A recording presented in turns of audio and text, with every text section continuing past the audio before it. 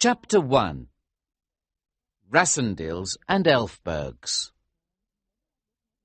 When are you going to do something, Rudolph? My sister-in-law asked me one day.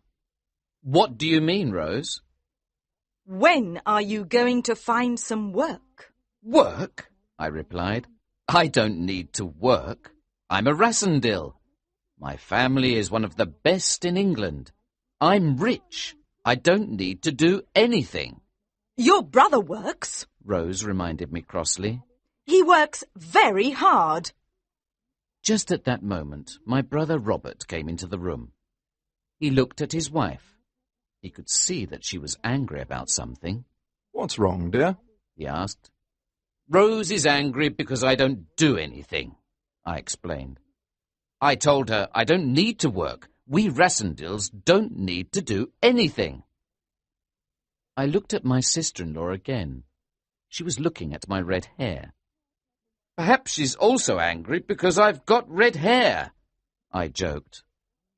Rose blushed. Don't be silly, she told me. That's not your fault.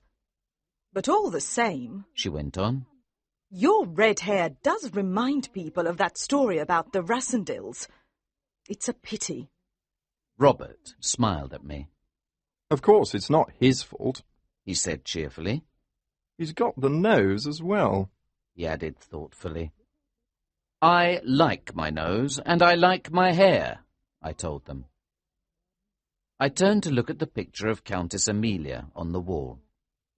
Rose saw where I was looking. She became angry again. That picture, she complained to Robert. People will never forget the story if you don't take that picture down. People will never forget the story while Rudolph's here, Robert said. Look at his red hair and that nose. Then I decided to annoy Rose a little. Actually, I said, I like being an Elfberg. Rudolph! Rose cried. How can you say that? I'm sure you want to know why Rose was so angry about my red hair and my nose. I'll tell you the whole story. We Rassendils are a very old family. Old families have scandals, and we have a very interesting one. It all happened a long time ago, in 1733. The young Prince of Ruritania came to England that year. Prince Rudolf Elfberg was a tall man, and he had red hair and a long nose. He was a dashing figure and was popular everywhere he went. He was a good linguist, he could ride well, and he was an excellent marksman and swordsman. The prince stayed in England for a long time, and then something strange happened. One day he fought a duel with an Englishman. The Englishman's name was James Rassendil. Rassendil wounded the prince. The prince was not badly hurt, but he returned to Ruritania after the duel. A few months later, James Rassendil died. His wife, the Countess Amelia, had a son who was born after Rassendil's death. The baby looked exactly like Prince Elfberg. He had red hair and a long nose. Now everybody understood why Rassendil and the prince had fought a duel. Ever since that time, there have always been some Rassendils who have red hair and long noses. We call them Elfberg Rassendils. I'm an Elfberg Rassendil myself, you see. Rose did not like the old story of Countess Amelia and the Prince of Ruritania. It embarrassed her, almost as much as my Elfberg features embarrassed her. She thought that my features showed the weakness of character and the uselessness of my life. However, I thought that I had learnt quite a lot. I spoke fluent German, my French was very good, and my Italian was acceptable. I was good enough with a pistol, but not excellent. I could also ride any horse you gave me. I started to think about Ruritania over the next few days. I thought about Countess Amelia and the prince. It was a romantic story, I knew that the old king was dead. His son, another Prince Rudolf, was going to be the next king. I decided to visit Ruritania. I wanted to see the coronation of the young Prince Rudolf. I did not tell my brother Robert of my plan to visit Ruritania. I told him I was going to the Tyrol for a short holiday. I was very excited when I left England. I did not know that I was going on a great adventure. The greatest adventure of my life. Chapter 2. The Journey to Ruritania. I decided to stay in Paris for a night on my way to Ruritania. Paris is a lively city, and I enjoyed myself a lot. I spent the evening with 2 friends. One of them, George, worked in the British Embassy. We were 3 young men, and we talked about the beautiful women in Paris. Somebody mentioned Antoinette de Mauban. "I've heard of her," I said excitedly. "She's a famous beauty. What does she look like?" She's the most wonderful woman in Paris, George told me. "You won't see her, I'm afraid," he added. "She's leaving Paris tonight."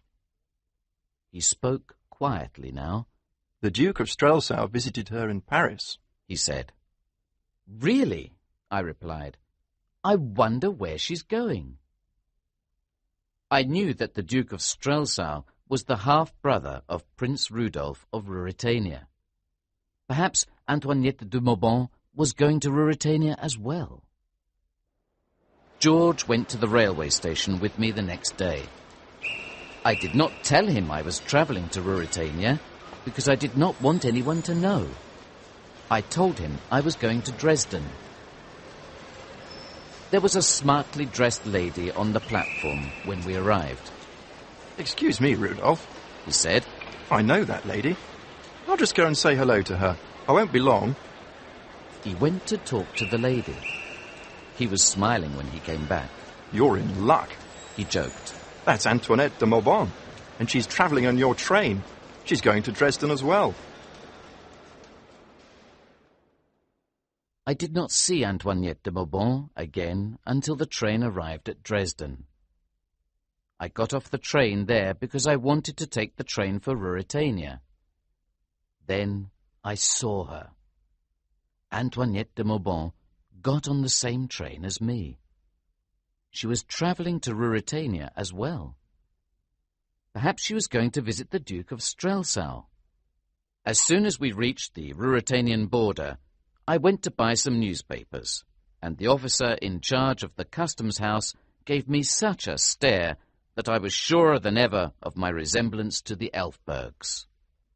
The train journey to Ruritania was a long one. I read some of the Ruritanian newspapers during the journey. There were lots of articles about Prince Rudolf and the coronation. The capital city, Strelsau, was full of people who wanted to see the ceremony. I did not want to stay in a crowded hotel, so I decided not to go to Strelsau. There is a little town called Zenda, about 50 miles from the capital. I decided to stay there until the day of the coronation. "I can travel into Strelsau every day on the train," I said to myself. "I can come back to Zenda every night. It's not very far." I got off the train at Zenda. There was a good hotel in the town. I was comfortable there. There was a lot of excitement in Zenda because of the coronation. Everybody was talking about Prince Rudolf and his half-brother, the Duke of Strelsau. I learned that the Duke owned the castle in Zenda. Everybody spoke very well about the Duke. They made less friendly remarks about Prince Rudolf. He had spent a long time away from the country, and very few people even knew what he looked like. I heard that he had also shaved off his famous beard, which made it even more difficult for people to recognize him. The old lady who owned the hotel was excited about the coronation, like everybody else. "Prince Rudolf is here in Zenda," she told me. He's staying near the castle. He'll travel from Zenda to Strelsau on the day of the coronation. Suddenly, she looked very serious. It's a pity, she told me. The Duke's a good man. He'd be a very good king for Ruritania. Prince Rudolph's... Mother! One of the old lady's daughters cried. She was angry. The Duke's a bad man. You know that. I want Prince Rudolph to be king. He's a real Elfberg, with red hair and a long nose. Are the prince and the duke good friends? I asked the old lady. No, the old lady's daughter said. They hate each other, really. They're both in love with the same girl, Princess Flavia. Be quiet, the old lady commanded her. She turned to me with a smile. You mustn't take what she says seriously, sir, she told me. The Duke and the Prince are the best friends. The Duke is helping the Prince to prepare for the coronation. You know that's not true, the old lady's daughter interrupted once again. The Duke hates Prince Rudolph. Black Michael... The door of the room opened, and a man came in. He looked very angrily at the girl. I've told you before not to call him Black Michael, he shouted angrily. He's the Duke of Strelsau. The man saw me in the room now, and he was suddenly silent. He seemed shocked for a moment. The old lady explained who I was. This is Mr. Rassendyll, she said. He's come from England to see the prince's coronation. She turned politely to me. This is Johann, she said. He works for the Duke of Strelsau. The man was still silent. He stared at me in a very strange way. I did not understand what was troubling him. The girl began to laugh. You've got red hair, sir, she said to me. He doesn't like red hair. It's the prince's colour, you see. The man laughed. I'm sorry, sir, he said. You look... He was silent again, and then he said, You surprised me. I didn't know anyone was staying in the hotel. Chapter 3. The Cousins Rudolph. I went for a walk in the forest the next morning. I walked near the castle. The old part was very imposing and still in good condition.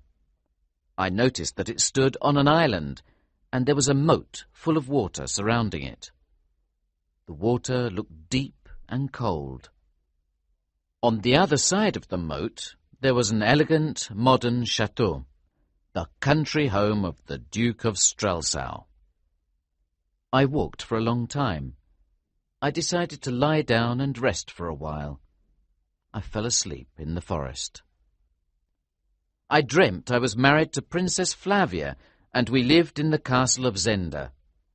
I was about to kiss the princess when I heard someone say, This man looks just like the prince, except for his beard. I opened my eyes and saw two men looking at me with great curiosity. Then the other man said, He's the same height as the prince as well. Really, it's very odd. I stood up now and looked at the two men. One of them was quite an old man. He had a square head and a grey moustache, and he looked serious. The other one was young. He had dark skin, and he seemed more friendly than the older man. The young man smiled at me. What's your name? He asked politely. Rassendyll, I told him. Rudolph Rassendyll. I'm Fritz von Thalenheim, he said.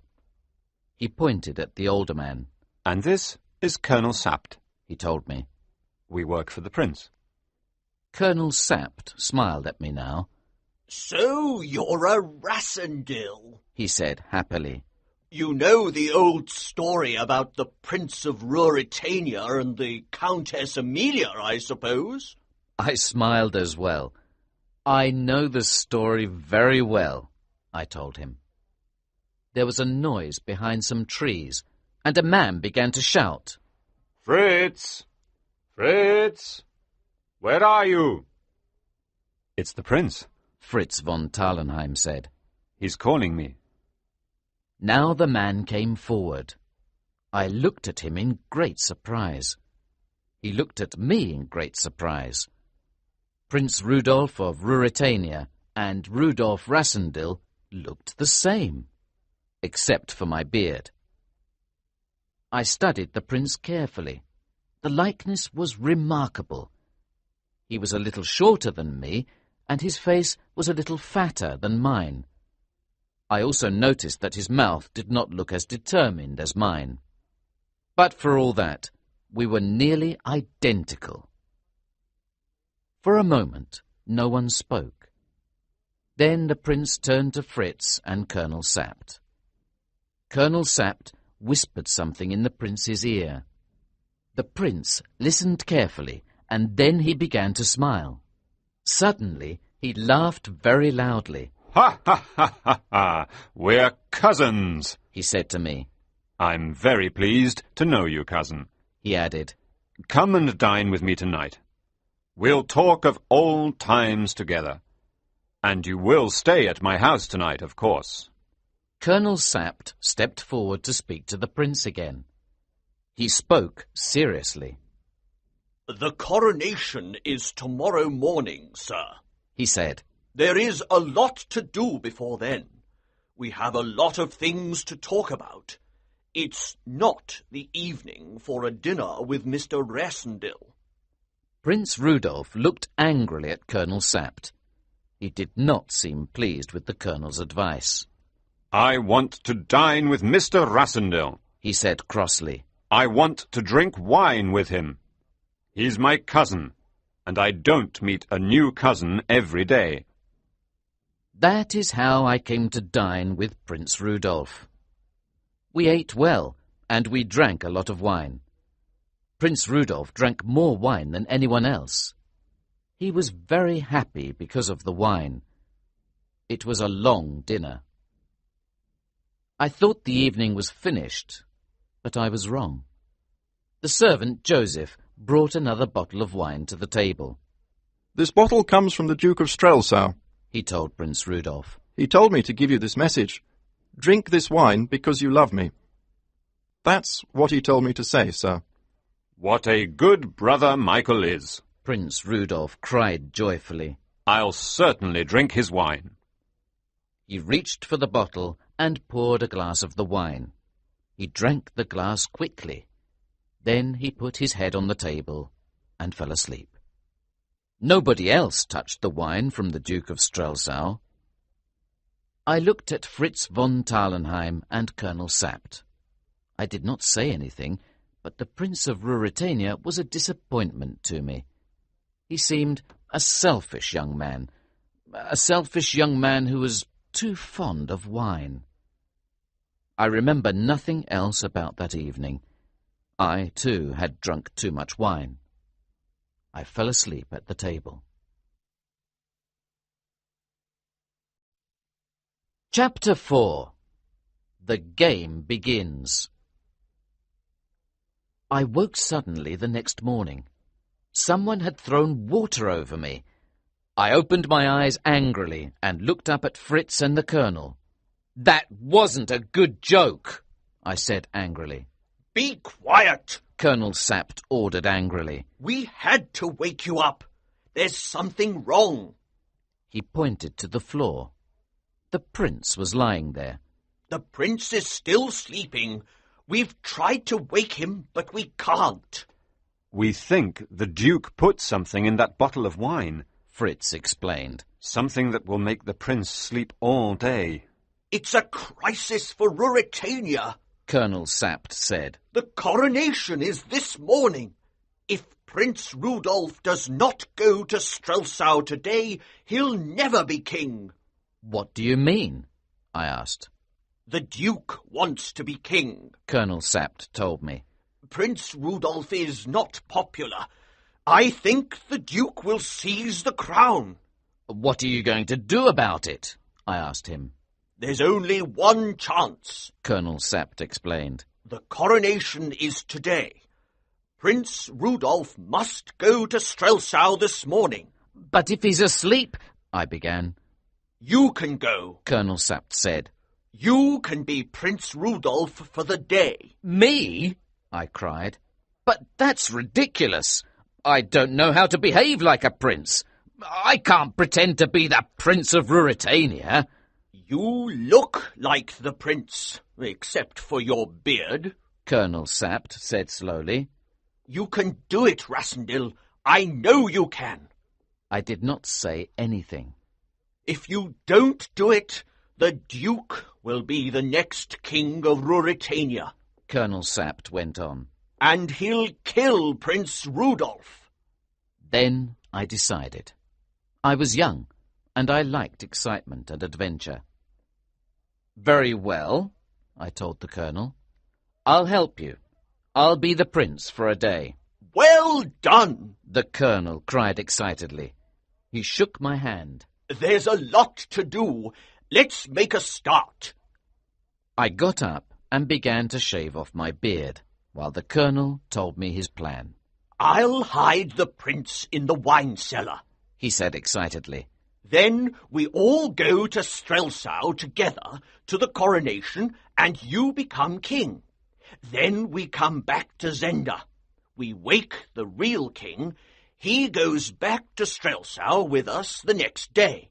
And you, Mr. Rassendyll, you leave Ruritania very secretly. He paused. Then he clapped his hands together. Yes, it's a good plan, he cried. The Colonel picked up the prince and carried him to the door. He was very strong. He opened the door suddenly and then stopped. Johann's mother was standing on the other side of the door. Was she listening? Fritz asked quickly. I'll make sure she's quiet, the Colonel said grimly. The Colonel carried the prince into the wine cellar. Then he came upstairs again and seized hold of Johann's mother. He put a handkerchief in her mouth and tied her up. Then he carried her down to a coal cellar and locked her in. Then Colonel Sapt, Fritz, and I continued to make our plans. No one will ever know, Fritz said. It'll work, and you'll save Ruritania from disaster, Mr. Rassendyll. All we've got to do is hide the real prince while we're all in Strelsau, the Colonel said. Fritz and I will do that while you're getting ready, Mr. Rassendyll.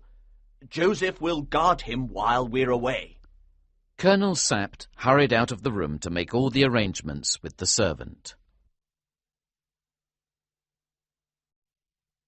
Chapter 5 Coronation of a King. It was now 6 o'clock in the morning. I dressed in one of Prince Rudolph's uniforms. Colonel Sapt, Fritz, and I took our horses and rode towards Strelsau. It was a beautiful ride that early morning, and I will never forget it. The Colonel gave me advice about how to behave when we reached Strelsau.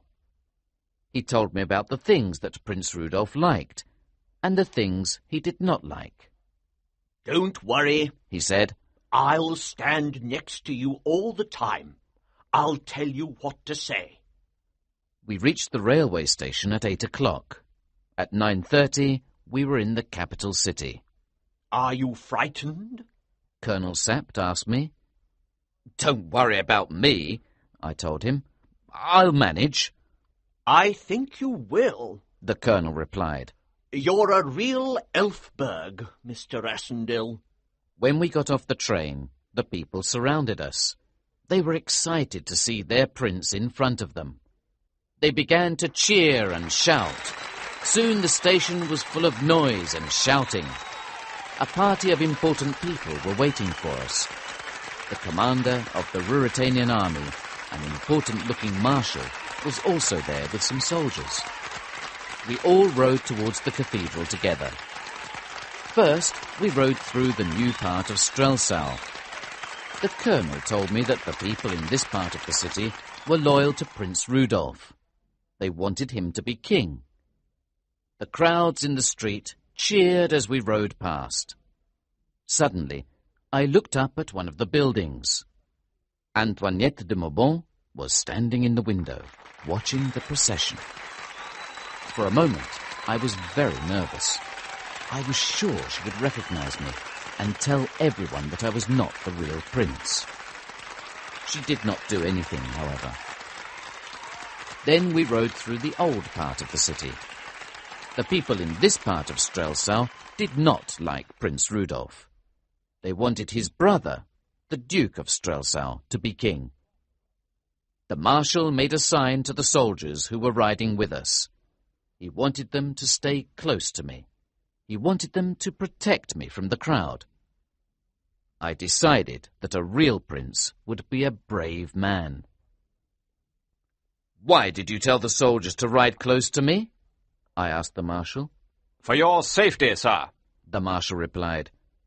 "I'm not afraid," I told the marshal. "I'll ride in front of the soldiers.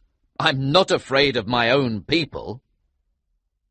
Colonel Sapt put a hand on my arm. He did not like what I was doing. "I'll ride in front," I repeated. "Tell the soldiers to go away, Marshal." I rode out in front of the soldiers. For a few moments I felt like a real king. It was a wonderful feeling. Soon we arrived at the cathedral. It was a splendid building, and it was full of people. Everyone was wearing their best clothes for the coronation of their king. I do not remember much about the ceremony. It was long, and Colonel Sapt stood very close to me throughout it. He whispered to me all the time, telling me what to do. I saw Prince Rudolph's brother, the Duke of Strelsau, in the cathedral. He was very surprised to see me. He looked quite ill for a moment. He looked at me as if he had seen a ghost. I also saw a beautiful young woman. Colonel Sapt told me she was Princess Flavia. She was the most beautiful woman I had ever seen. She had the red hair of the Elfbergs. The coronation was a great success. No one recognized that I was not the real Prince Rudolph. When it was over, Fritz, Colonel Sapt, and I went to the palace. We laughed and joked together. The day had gone well for us. I did think about the real Prince Rudolph, or King Rudolph as he now was. I wondered what he was doing.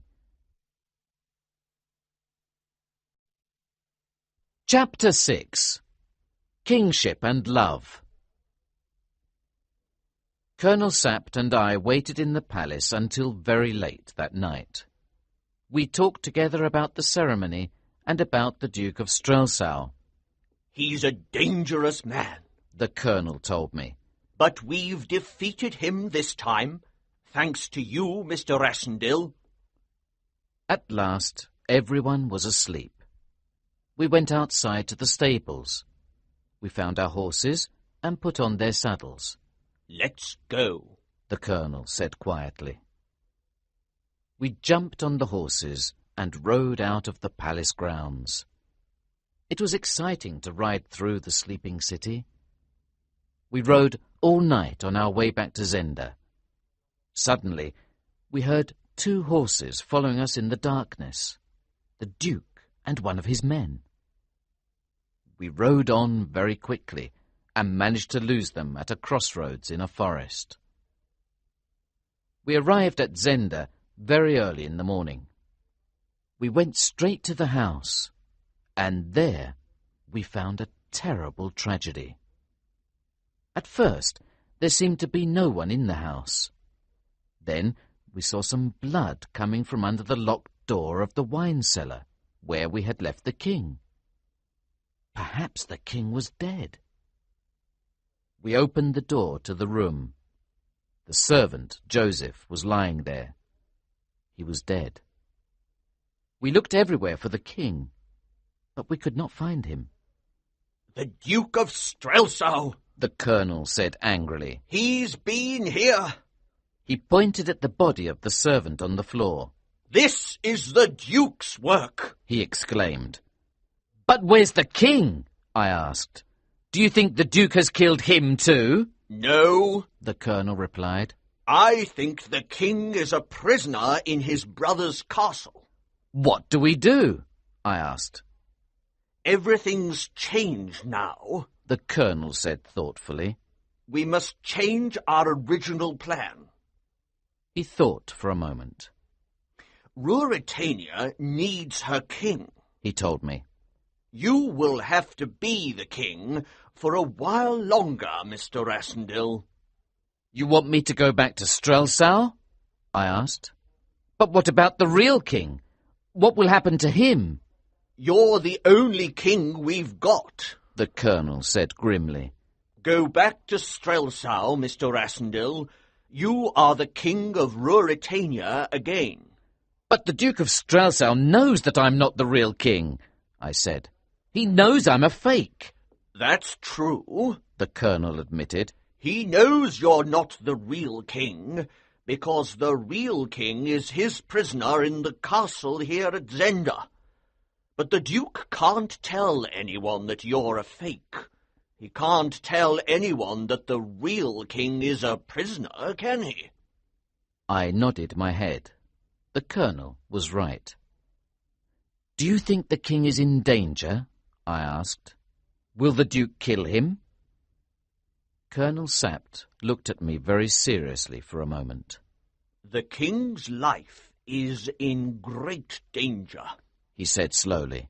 The Duke has already killed once. But if he does kill the king, he went on, you'll have to stay here. You're an Elfberg after all. Colonel Sapt and I went outside to our horses. We rode back to the capital.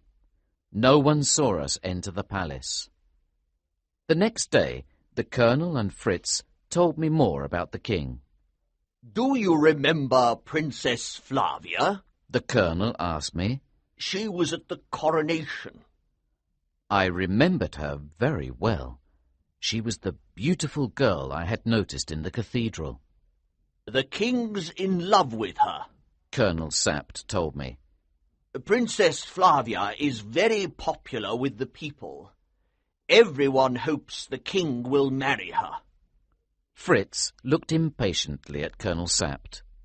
He was young and very loyal to the king.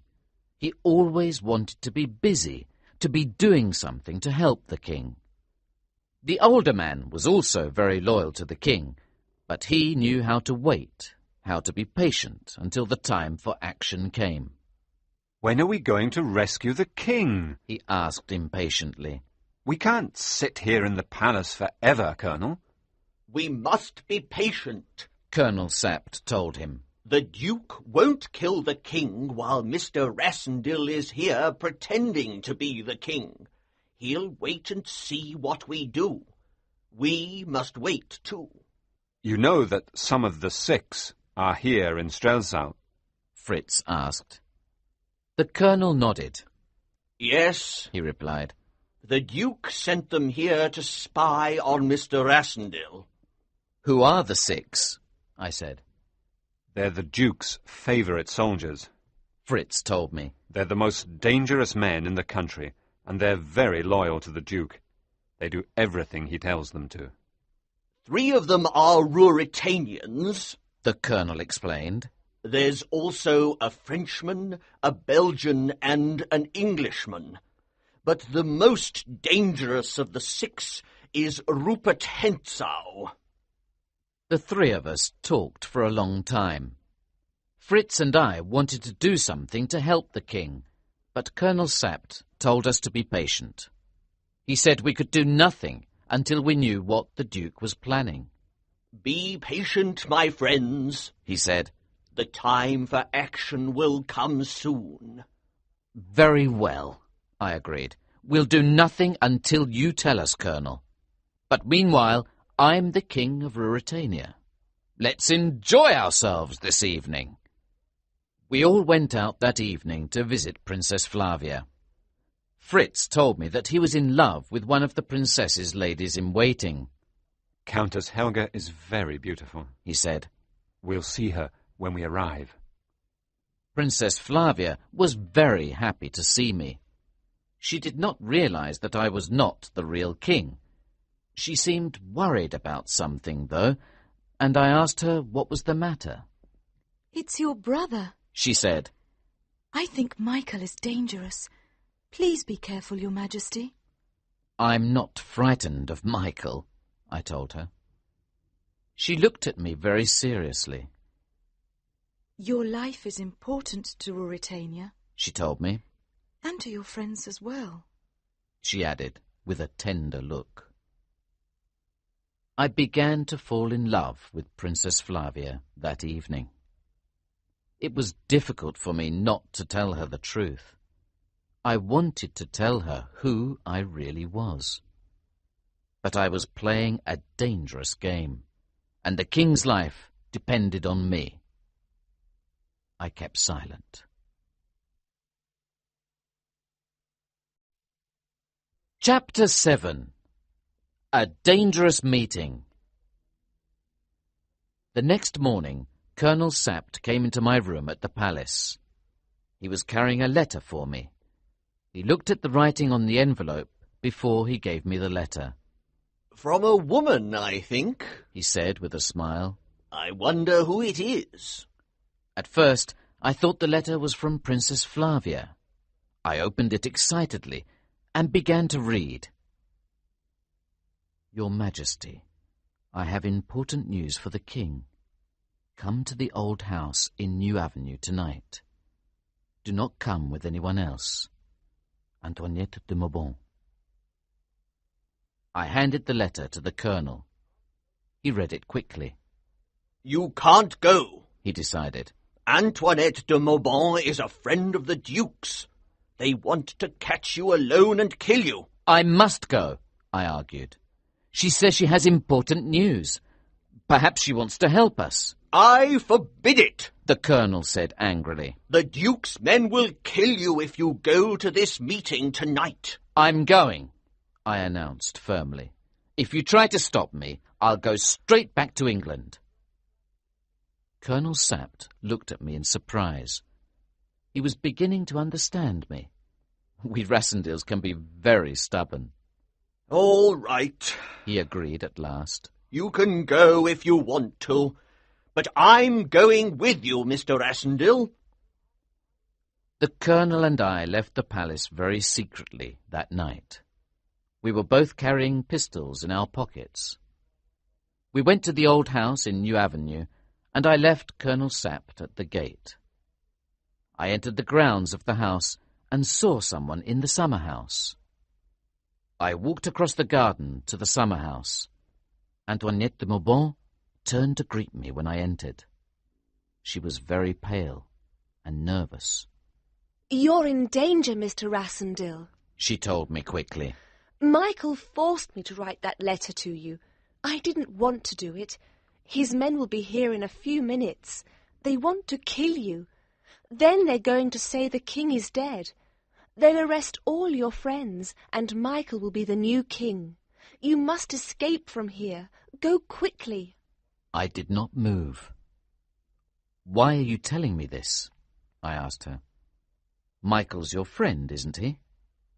She looked at me unhappily. I love him, She said sadly. but I know he'll marry Princess Flavia if he becomes king. That's why I'm helping you, Mr. Rassendil. Suddenly, I heard a noise outside in the garden.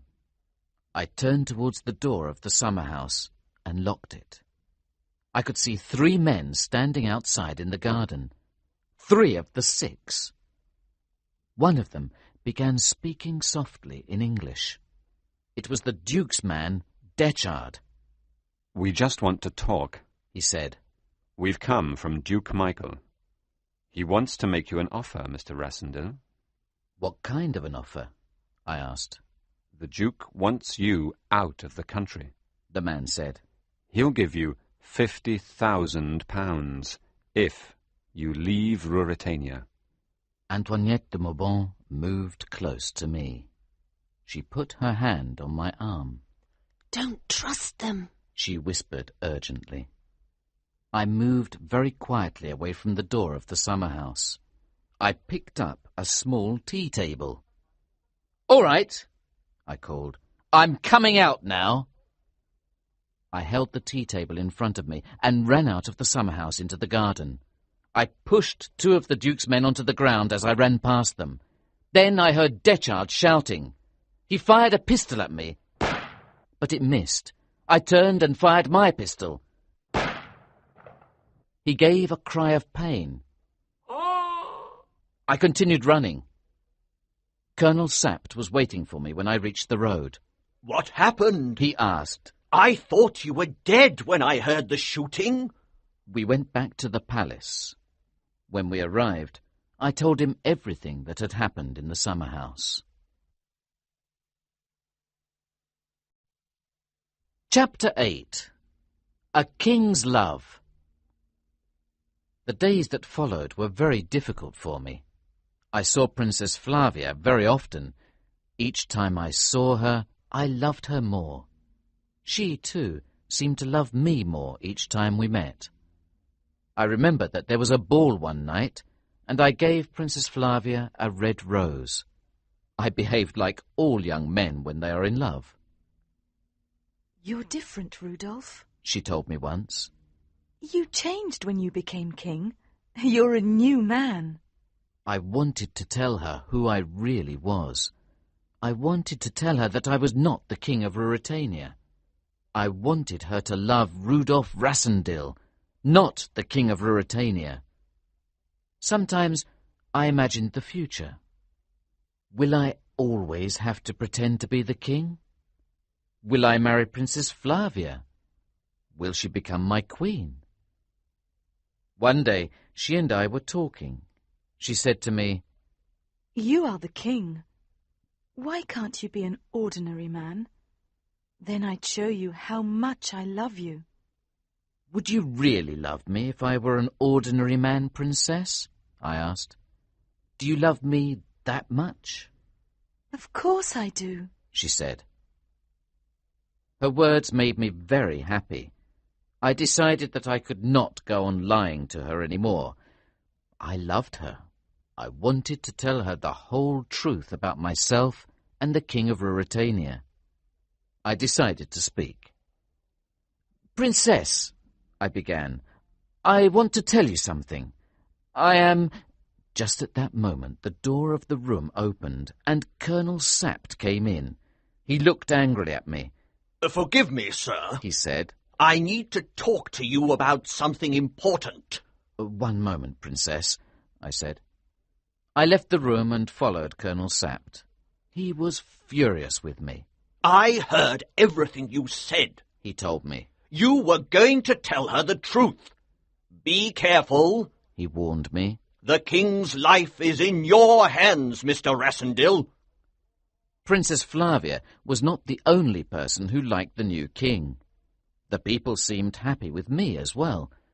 I was becoming popular as the King of Ruritania. I spoke about this to Colonel Sapt one evening when we were alone together.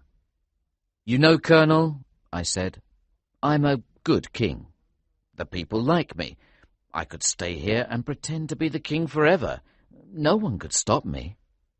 The Colonel smiled. "It's true," he agreed. "No one could stop you. But I know you're a man of honor, Mr. Rassendyll. I know you'll help us to find the real king. And then you'll have to leave the country. There can't be 2 Rudolphs in Ruritania." I sighed deeply. The Colonel was right. "I promise to help the king," I said, "and I will help him. I'll help him even if... Even if the real king marries Princess Flavia?" the Colonel asked gently. "Even that," I replied. "The princess will marry the king. It's her duty, Colonel. You know that."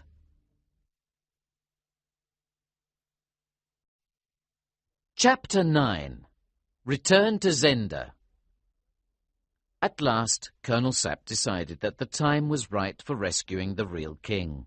"We'll go to Zenda together," the Colonel explained. We'll tell everyone that we're going hunting there. No one will suspect anything. We took 10 soldiers with us. The soldiers did not know the real truth. They thought I was the king. The colonel told them I was in danger. He said someone had tried to kill me in the summer house in New Avenue. We stayed in Zenda for a few days while the colonel made his plans to get inside the castle. One afternoon I was sitting in the garden of the house when Rupert Hentzau rode up to the house. He waved at me and smiled cheerfully. Then he got down from his horse and came into the garden. "I've come with another offer from the Duke," he said. "I don't want to hear it," I told him. "The Duke will give you 1 million crowns if you leave Ruritania," Rupert said. "What do you say?" "No," I replied coldly. "I thought you'd say that," Rupert told me with a smile. "I told the Duke it was no good. You're a gentleman, Mr. Asendil. But you're a fool as well." I said nothing, and we looked at each other for a few minutes in silence.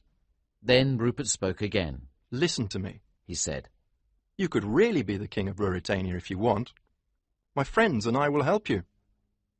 Being king is fun, isn't it, Mr. Asendil? And the king will marry Princess Flavia, won't he? I still said nothing. We'll help you, and you help us," he went on. "I want to be the Duke of Strelsau. I like the Duke's castle, and I like his lady as well." He laughed. "Antoinette de Maubant's a beauty." "No," I said again. "I promised to help the king, and I'll keep my promise." "I like you, Asendil," Rupert said. He spoke in a friendly way. "I don't want to be your enemy. Shake my hand before I go. You're a brave man." He put out his hand for me to shake. He was smiling. Suddenly, he took out a dagger from his coat. He stabbed me in the arm with the dagger. I cried out in pain, and the soldiers ran into the garden. Rupert Hentzau jumped onto his horse and rode away.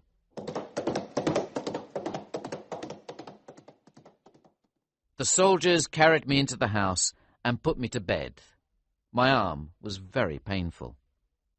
That evening, Fritz came to the house to see me. He brought someone with him. I recognized Johann, the old man from the hotel in Zenda.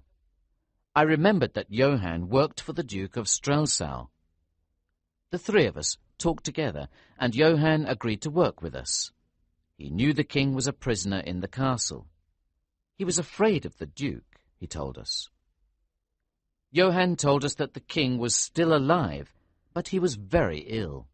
"He'll die soon," Johann told us. "There are 2 secret rooms in the castle," he explained. "They're holding the king in one of the rooms. 2 members of the 6 are in the other room. The Duke has told them to kill the king if anyone tries to rescue him." "What will they do with the king's body?" I asked him. "If they kill him, we'll find his body. Everybody will know the Duke's a murderer then." "They've got a plan," Johann told me. "There's a metal pipe that goes from the room where they're keeping him down into the moat. When they kill the king, they're going to throw the body into the castle moat. The Duke's men will slide down the pipe into the moat and swim away. There'll be no evidence of the murder. No one will ever find the king's body." I knew that we had to do something to save the king. Suddenly, I had an idea. "Listen, Johann," I said. "I want you to help us to enter the castle. Will you do that?" "Yes, sir," the old man replied. "Good," I said. "Open the castle gate tomorrow night at 2 o'clock. "What do I do then?" the old man asked nervously. "Nothing," I told him. "Open the castle gate, and then go away. Leave the castle." "Very well," he agreed. "I'll do it." I gave Johann a letter for Antoinette de Maubant. I told her to make a noise at 2 o'clock the next night. I wanted her to shout for help. I wanted the Duke to go to her room when she cried for help. Then we could enter the castle through the gate. The next night I hid near the castle and watched. It was very dark, and the castle seemed huge against the sky.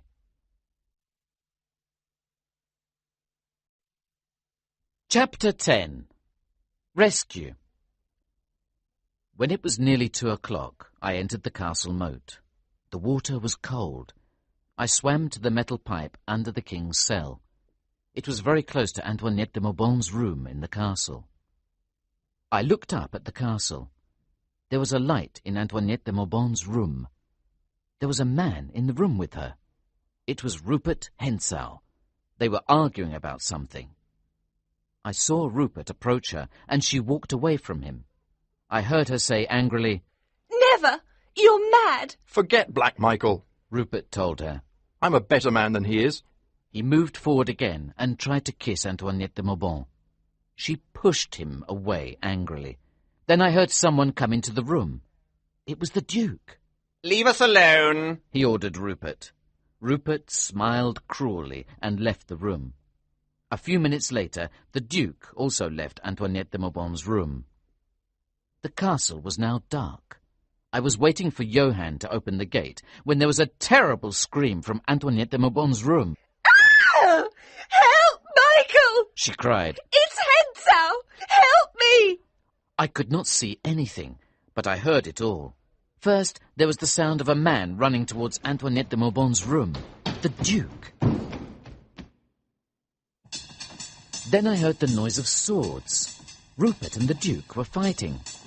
One man called out in pain, and there was silence. The window opened, and I saw Rupert standing there. He had killed the Duke of Strelsau. Then more men rushed into the room. They attacked Rupert, but he jumped out of the window into the castle moat. One of the Duke's men tried to follow Rupert. I grabbed him and killed him quickly and quietly. Then I searched his body for the keys to the king's cell. I took the keys and opened the door that led to the cell. I was now outside the king's cell. There were 2 men with the king. They thought I was a friend. They opened the cell door. I ran in and attacked them. I killed one of them immediately. The other man, Detchard, ran towards the king with his sword. The king was weak and ill, and he stood in one corner of the cell. I attacked Detchard before he could kill the king. He was a good swordsman, and we fought for a long time down there in the dark cell. Detchard was stronger than me, and I was in great danger. Suddenly, the king recognized who I was. Cousin Rudolph, He cried. I'll help you. He ran forward and picked up a chair. Then he pushed the chair against Detchard. Detchard turned and wounded the king with his sword. The king fell to the floor. Then Detchard turned back to me, but he slipped in the blood from the king's wound. I killed him as he fell. The fight was over. I helped the king to climb the steps into the castle. Then we saw a strange sight. There was a group of the Duke's men standing near Rupert Hentzau. Colonel Sapt and our soldiers were approaching Rupert from the other direction. Rupert looked at both groups of enemies and smiled. He did not seem afraid of danger. Then I saw Antoinette de Maubonne. She was standing in a door of the castle, and she was pointing a pistol at Rupert. She fired, but the bullet missed. Rupert turned to her and smiled. Then he looked once at the Duke's men and once at Colonel Sapt and the soldiers. He ran to the wall and jumped into the castle moat once more. I jumped in after him, but he was a good swimmer. He swam to the other side quickly and climbed out. Then he began to run through the countryside.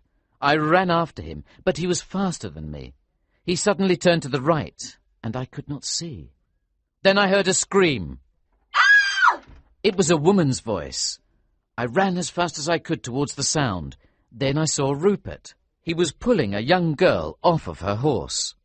He pulled her to the ground, kissed her gently, and jumped onto the horse. He rode up to me. What happened in the castle? He asked. I killed 3 of your friends, I told him. And the king? He asked. The king is hurt. I replied sternly, but I think he will live. I killed your friend, Detchard. You're a fool, Rupert said in a friendly way. One more thing, I told him. I saved your life. I was behind you on the bridge with a pistol. He looked at me in surprise. Now get off the horse, I said angrily. Come and fight me like a man. I ran towards him and hit him. I was furious. He defended himself, and I think he would have killed me there and then, except for a sudden noise. Someone was coming towards us on a horse. I turned and saw that it was Fritz. He was carrying a pistol. Rupert looked at Fritz. He stopped fighting me. Au revoir, Rassendyll, he said. Then he rode away, laughing. Back at the castle, the king was now lying in Black Michael's own room. His men sent a message to Princess Flavia that he was safe. She now hurried to Zenda to see him. The princess immediately set out for Zenda in her carriage. She arrived just as Fritz and I were approaching the castle. Fritz gave me a sudden look.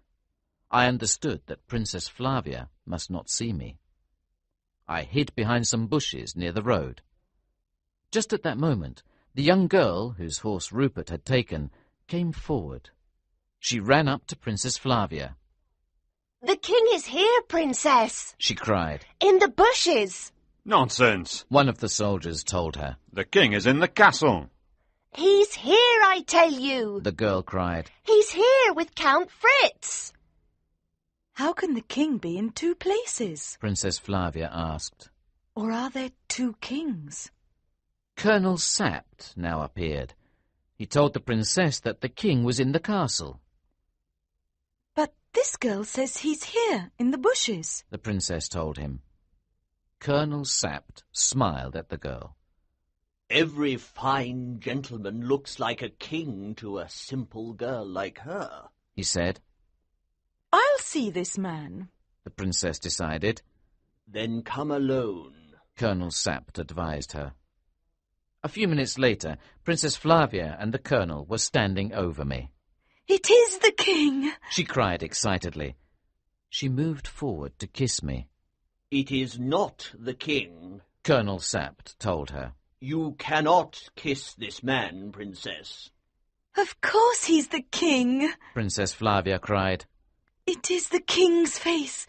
It is my love.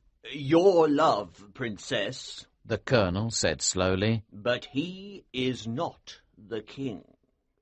Why do you let them torture me? The princess asked me. Tell me what it means. I looked at her sadly for a moment. Then I spoke. I am not the king, I said sadly.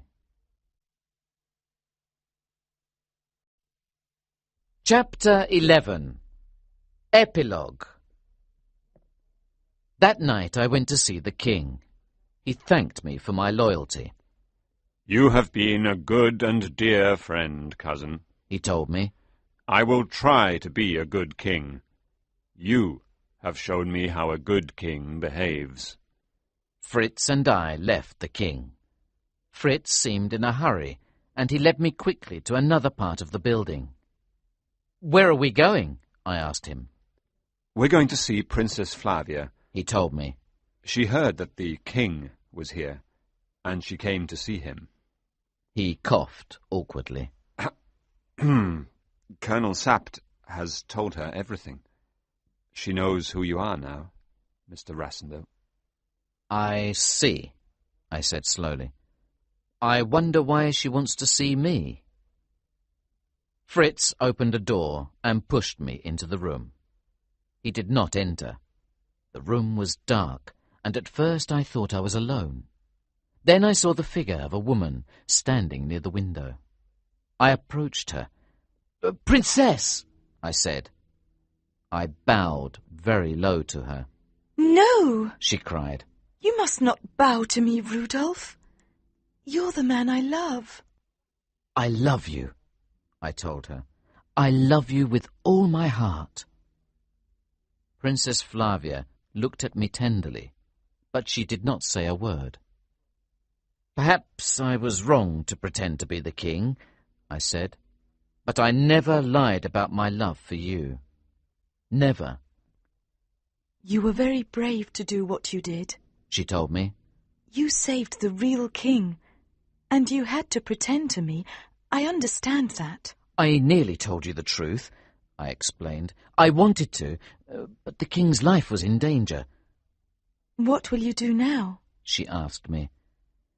I'm going back to England tonight, I said quietly. I have to leave Ruritania now that the real king is safe. I want to come with you, Princess Flavia said desperately. Yes, I said eagerly. Come with me. We'll be happy together, Flavia. She looked at me sadly. Then she said gently, Love isn't the only thing, Rudolph. I also have my duty here in Ruritania. I know, I replied. I was wrong to ask you to come with me. I believe in love, Rudolph, the princess went on. But I believe in honour, too. I know you believe in honour as well. You played this dangerous game because you believe in honour. You're right, I said. I felt that my heart was breaking. You must stay here in Ruritania, and I must go back to England. We'll never see each other again. The princess kissed me, and I held her in my arms. It was the saddest moment of my life. A few minutes later, I was outside the castle with Fritz and Colonel Sapt. It was now early morning. We went to the railway station and waited for the train. We're tired, I said, but we played our part like men, didn't we, my friends? We defeated the enemy and saved Ruritania, Sapt said proudly. Fritz shook my hand warmly. The right man is not always the real king, he said. Soon the train arrived, and I found myself an empty carriage. I looked out of the window to wave goodbye to Fritz and Colonel Sapt. They both stood on the platform. They took their hats off their heads and bowed to me with great respect. They stood like that until the train was a long way from the station.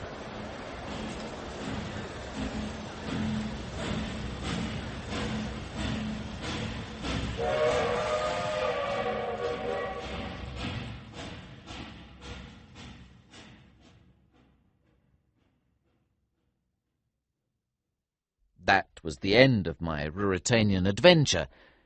A few months later, Princess Flavia married the king. It was her duty.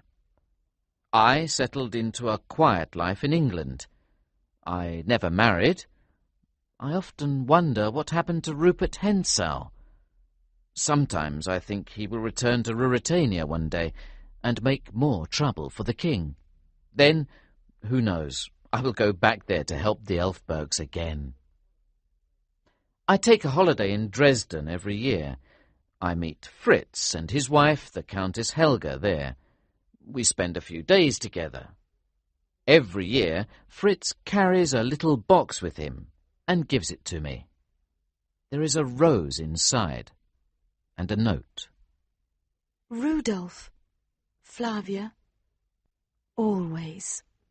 Fritz carries a similar little box back to Ruritania with him after each holiday.